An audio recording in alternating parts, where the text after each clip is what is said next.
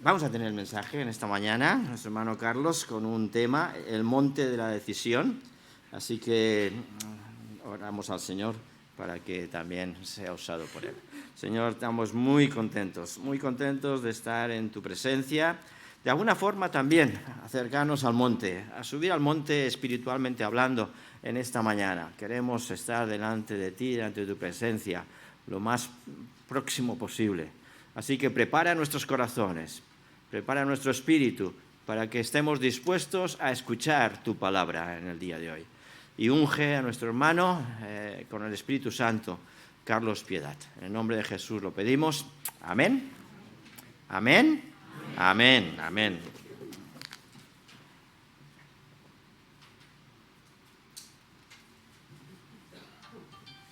Ahora me siento mejor.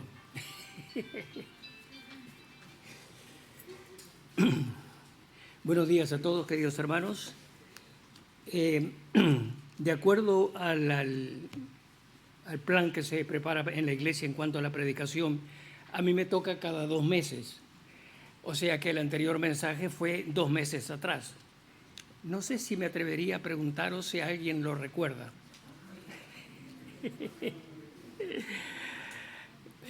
Normalmente, muchas veces nos olvidamos y no recordamos absolutamente nada. Dice, sí, a menos que si por casualidad se repitiera, entonces dice, sí, ya, ahora sí lo recuerdo porque fue ya predicado.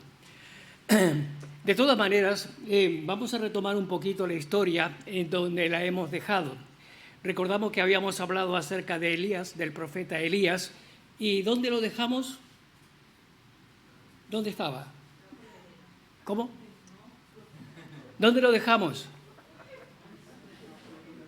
Lo dejamos en alguna parte, ¿no? ¿Cómo? Lo dejamos al costado de un arroyo, ¿verdad que sí? Vale.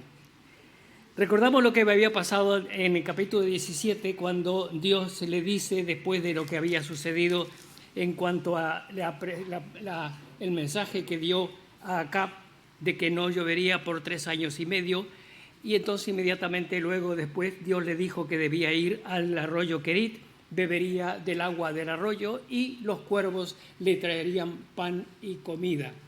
Y habíamos dicho que esto era algo sin sentido en una manera, porque era confiar en lo que no inspira ninguna confianza.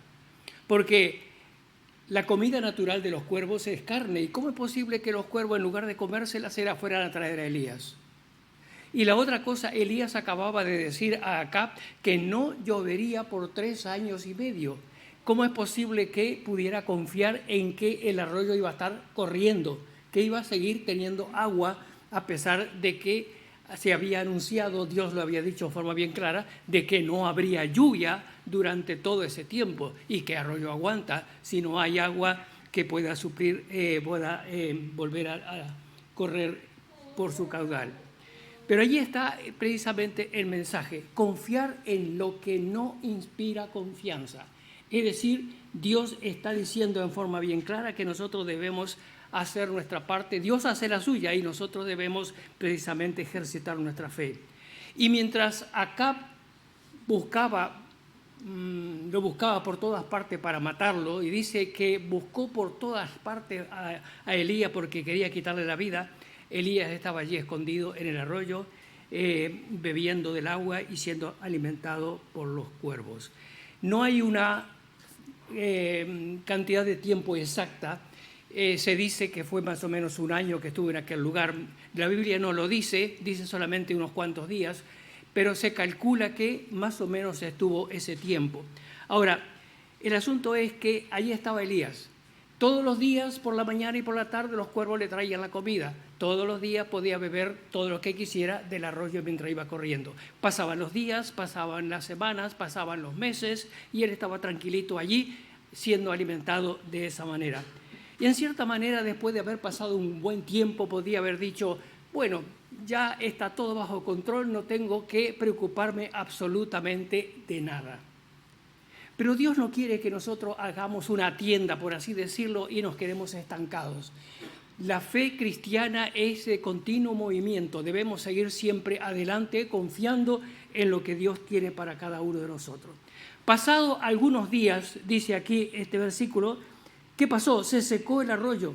No dice nada acerca de los cuervos, pero seguramente tampoco siguieron trayendo la comida para Elías. Y ahora entonces Elías podía haber dicho, Señor, ¿dónde estás? Porque ahora me encuentro en una situación bastante conflictiva, bastante difícil. No tengo agua, que es fundamental para la supervivencia de una persona. No dice, como digo, nada de la comida, pero de todas maneras es muy posible que tampoco tuviera los cuervos. La vida cristiana viene siempre acompañada de cambios, de constantes cambios. Y eso nos ayuda a crecer, eso es lo que nos ayuda a crecer en el Señor, cuando vamos cambiando, cuando vemos que Dios está permitiendo distintas circunstancias. Pero además de eso, 2 Corintios capítulo 5, versículo 7 dice, por fe andamos, no por vista. Por fe andamos, no por vista. Ahora, es fácil decirlo cuando se trata de poner en práctica esta afirmación, pero ejercitar fe mientras caminamos con el Señor nunca ha sido fácil. Siempre hay dificultades, siempre hay problemas, siempre hay las subidas y bajadas. Francis Schaeffer, en un libro titulado El Dios que está presente y no está callado, habla en ese libro de la gran necesidad que tenemos de la presencia de Dios en los momentos más difíciles de nuestras vidas, de sentir que está a nuestro lado, de escuchar su voz. Vino luego a él palabra de Jehová, vino a él otra vez palabra del Señor. Casi Dios estaba diciendo, Elías, estoy aquí a tu lado, no me he olvidado de ti. Y las circunstancias en que te encuentran, yo las he permitido. Yo he preparado todo para que tú puedas seguir confiando en lo que yo quiero hacer por ti. Quiero que recuerdes que tu vida está centrada en la voluntad de Dios, en los propósitos de Dios y en andar por fe y no por vista. El versículo 9 del capítulo 17, Primera Reyes, olvidé decir Primera Reyes, capítulo 17, dice, levántate, vete a Sarepta de Sidón. Vaya, del lugar donde estaba Elías a Sarepta de Sidón, es en el norte, es en Fenicia, es una pequeña ciudad entre Tiro y Sidón. Sarepta es esa ciudad allí, más o menos unos 160 kilómetros desde el lugar donde estaba Elías. Ahora, en este tiempo, y aún en Israel, desde más o menos el arroyo de Kerit hasta Sidón, en un buen coche, un par de horas, y está tal vez un poquito más de acuerdo al tráfico, ¿no? Pero en aquellos días no era tan fácil. Tenía que Elías desplazarse andando por lugares bastante peligrosos. No olvidemos que Acab estaba buscándole para matarlo y él tenía que ir tal vez escondiéndose para llegar al lugar que Dios le había señalado, atravesando un terreno hostil. Tal vez hubiera dicho, Señor, ¿no hubiera sido mejor quedarme en alguna de las ciudades de Israel? Pero el destino de Dios era Sarepta de Sidón, una ciudad gentil, idólatra, de donde había salido Jezabel, o de ese entorno donde había salido Jezabel, la impía reina, esposa de Acab. Y dice algo más aquí el versículo. Yo he dado orden a una mujer viuda que te sustente. Ahora, miremos un poquito y el pasaje nos habla un poco más acerca de esta mujer. Era una mujer viuda, no dice si era idólatra o no, pero estando en aquel entorno es muy posible que sí, en extrema pobreza, de tal manera que cuando Elías llegó a la casa de ella, estaba por hacerse su última comida y dice para ella y su hijo, y después morirme. Ahora, ¿cómo es posible? ¿Cómo es posible? ¿Cómo es posible que Dios lo envíe a Elías a ese lugar y a ese entorno? Dios le está diciendo, debes seguir confiando en aquello que no inspira confianza. Porque humanamente hablando, lo que menos podía pensar Elías era que la mujer aquella, en aquella circunstancia, podía alimentarlo. Yo he dado orden, dijo Dios, de que esa viuda te sustente. Mi Dios, pues, suplirá todo lo que os falta conforme a su riqueza en gloria en Cristo Jesús. yo he dado orden para que esa mujer te sustente. Ahora, no vamos a examinar el pasaje. Hay mucha riqueza en todo el pasaje acerca de la experiencia que tuvo Elías en la casa de la viuda. Pero vamos a mirar precisamente porque el tema del mensaje de hoy es el monte de la decisión. Ahora, ¿a qué monte nos referimos? En la parte norte de Israel hay una cordillera que se llama Carmelo, de más o menos unos 26 kilómetros de ancho, pero hay una montaña que es el Monte Carmelo, que es la que sobresale dentro de esta cordillera. Una montaña que está en el noroeste de Israel, con la ciudad de Haifa a sus pies, a su costado, un lugar que ocupa un sitio muy importante en los propósitos divinos. Carmelo viene de la palabra hebrea Carmel, que significa viñedo de Dios, tierra fructífera, tierra de abundancia. Es además símbolo de grandeza, de fertilidad. Isaías se la menciona en el capítulo 35, y en Cantares 7, Salomón, en la descripción de la mujer sulamita, usa también el Carmelo como una ilustración.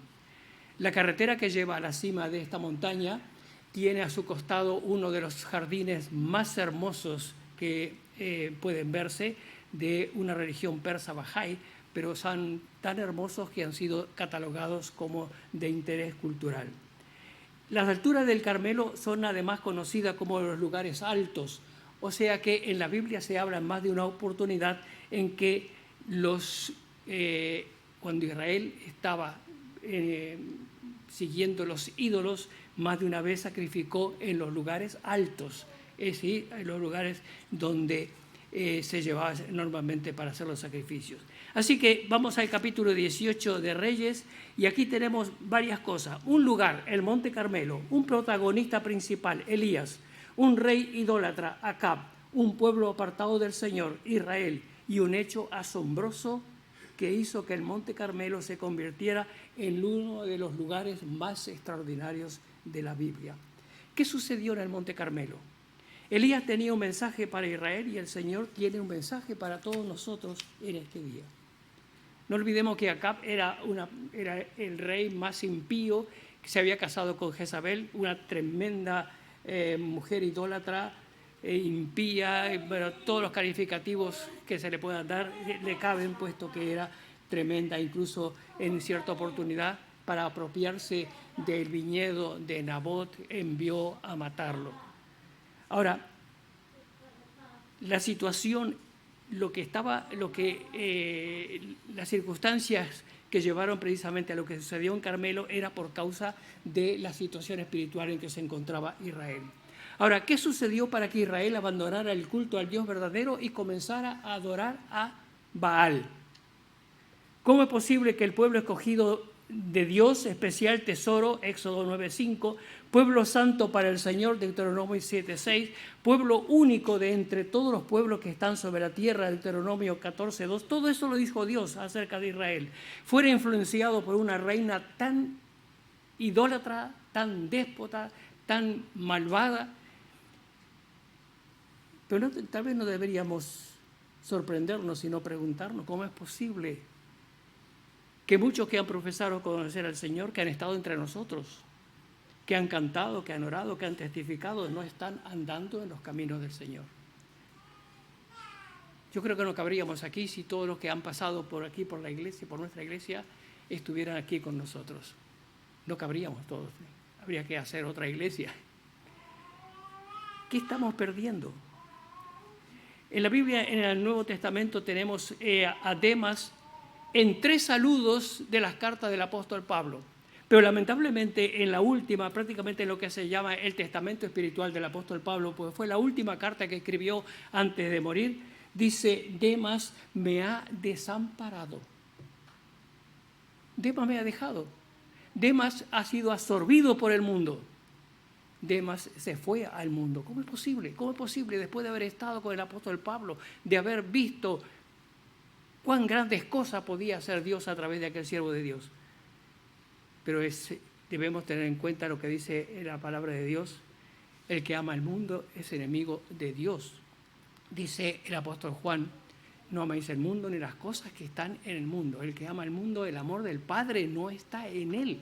Es bien claro. Yo creo que no cabe ninguna explicación, puesto es bien claro. Elías reaparece teniendo en mente no a los no creyentes, no a los gentiles, sino a aquellos que dicen creer en Dios pero que no le siguen, que saben que el Señor es el Dios verdadero, pero que se han dejado arrastrar al culto de un Dios extraño, que han sido absorbidos por el engaño. Sus débiles convicciones, cual débil barrera, no han resistido la fuerza del enemigo. En capítulo 18, versículo 1, Dios le dice, preséntate otra vez a Acab. Y el capítulo 18 y el versículo 17 viene Elías a presentarse delante de Acab. Y entonces cuando Acab se presenta a Elías, o cuando Elías se presenta a Acab, mejor dicho, Acab tiene una expresión muy significativa. Atafe oker Israel, eso es lo que dice la palabra de Dios. ¿Qué es lo que dice traducido en forma literal? Tú, alborotador de Israel. Eso es lo que dice en el hebreo en forma literal. Tú, alborotador de Israel. Tú, agitador. Tú, en forma coloquial, el que revuelve las aguas de Israel. Ahora, eso es lo que acá pensaba acerca de Elías. Pero Elías, mira la contestación de Elías. El versículo 18 dice, yo no he turbado a Israel, sino tú y la casa de tu padre. En otras palabras, vamos a dejarnos de dar vueltas y vamos a llamar las cosas por su nombre. No vamos a decir otra cosa y no vamos a escondernos en hablar y dialogar de algo que no es la realidad. Hay una realidad que es indiscutible y dice, habéis abandonado los mandamientos del Señor. Nada más.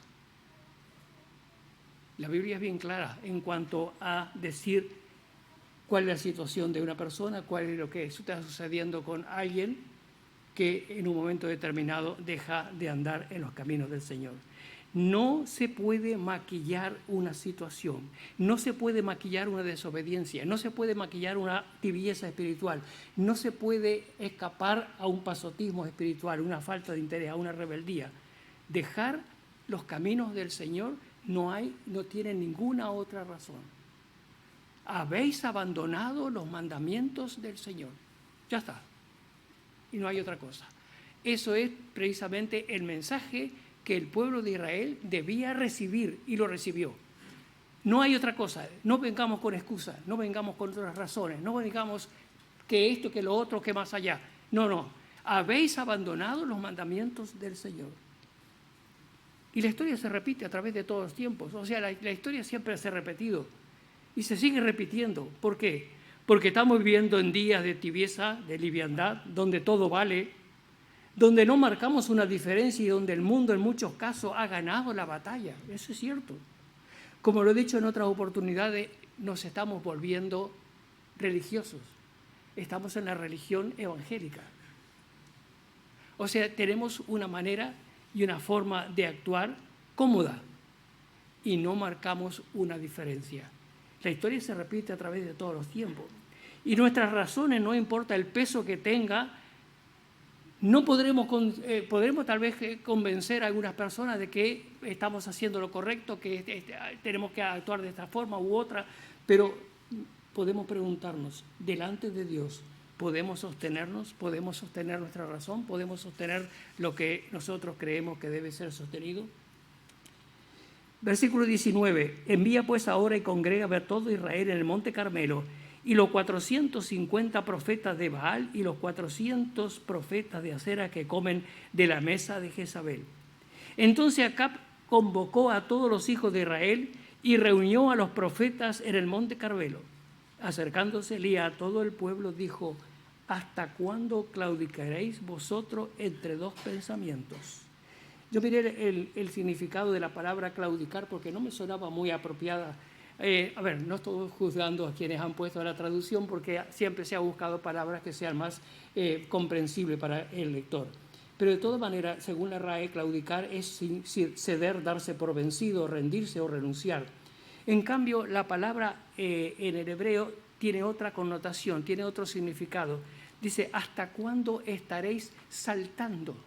Porque la raíz de la palabra que se usa aquí en este pasaje es la misma raíz de Pesaj, o sea, la Pascua, cuando el ángel saltó por encima de las casas que tenían la sangre sobre el marco de la puerta.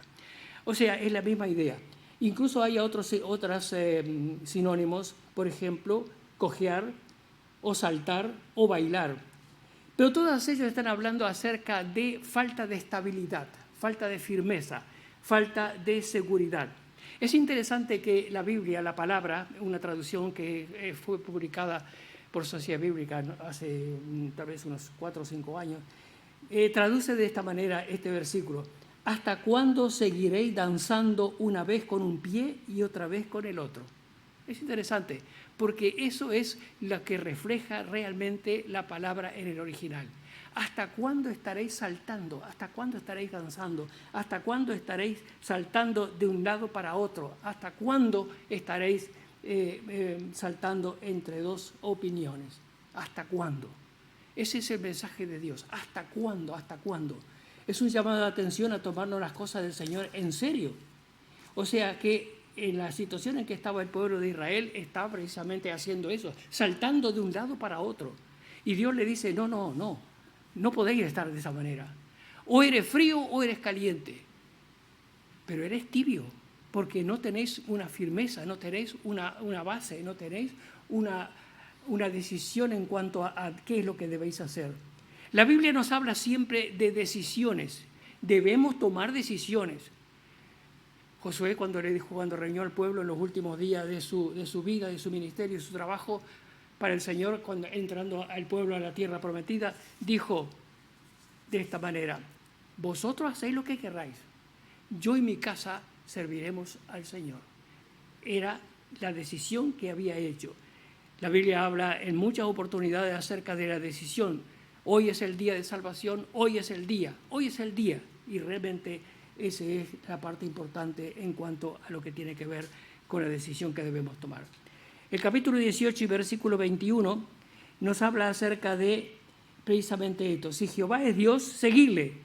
Y si Baal, id después de él. O sea, hay que definirse, hay que decidir qué. O con el Señor o con Baal. O con el Señor o con el mundo. Hay que decidirse. Una de las dos cosas, no pueden caber las dos cosas, no puede haber eso de estar saltando de una posición a otra. Y dice aquí la Biblia, el pueblo no respondió palabra. Seguramente estaba recordando lo que había dicho Dios en Éxodo capítulo 20, cuando dijo que yo saqué de la tierra de Egipto y no admito absolutamente nada que ocupe mi lugar, porque yo soy el Dios único y verdadero, que os saqué con mano fuerte de la tierra de Egipto. Ya entonces, ¿qué podían haber dicho? ¿Qué podían haber contestado? ¿Qué podían haber dicho para justificar lo que estaban haciendo? No había manera, no había forma y no podían decir absolutamente nada. Ha llegado entonces el día de la gran decisión y aquí este pasaje nos habla precisamente de lo que sucedió.